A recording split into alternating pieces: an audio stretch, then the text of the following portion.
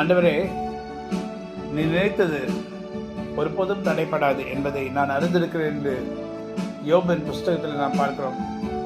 தேவரீர் சகலத்தையும் செய்ய வல்லவராயிருக்கிறீர்.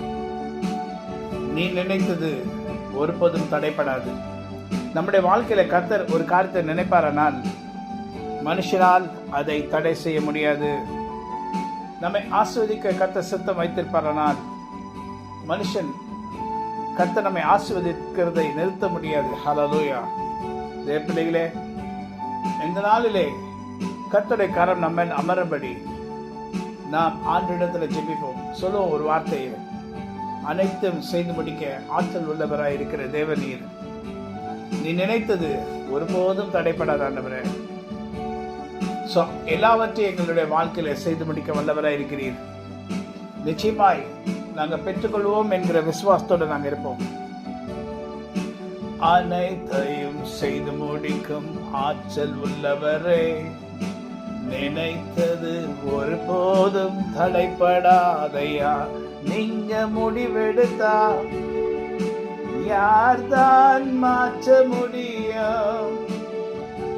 நீங்க முடிவெடுத்தா யார்தான் மாற்ற முடியும்? எனக்கென முன் குறித்த எதையுமே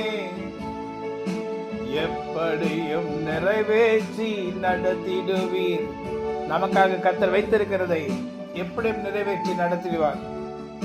சாத்தான் அநேக தடைகளை கொண்டு வந்தாலும் அவனை இயேசு கிறிஸ்து நாமத்தினால முறியடிக்கிற அதிகாரத்தையும் வல்லமையும் கர்த்தர் நம்ம கொடுத்திருக்கிறார். அந்த அதிகாரத்தினாலே சாத்தானை முறியடிக்கிறோம். நஸ்ரேனாக இயேசு கிறிஸ்து நாமத்தினால பிசாசு உன் கையை எடு, கர்த்தருடைய பிள்ளைகள் மேல இருக்கிற வைக்க நினைக்கிற உன் கையை எடு என்று கட்டளை கொடுக்கிறோம். கர்த்தராகிய ஆண்டவர் அவருடைய நாமத்தினாலே, அவருடைய குமாரனாகிய இயேசு கிறிஸ்து நாமத்தினாலே எங்களுக்கு கொடுத்திருக்க அதிகாரத்தின் வல்லமையினாலே சாத்தானே உன் கையெடு என்று சொல்லுகிறோம். ஒவ்வொரு வீட்டிலிருந்து உன் கையெடு. கர்த்தருடைய கரம் ஒரு வீட்டை ஆஸ்வதிக்கும்படி சுத்தமாய் இருக்கிறார். அவர் நிச்சயமாய் ஆஸ்வதிப்பார். அவர் செய்ய நினைத்தது ஒருபோதும் தடைப்படாது. God bless you. Have a wonderful day. Amen. God be with you.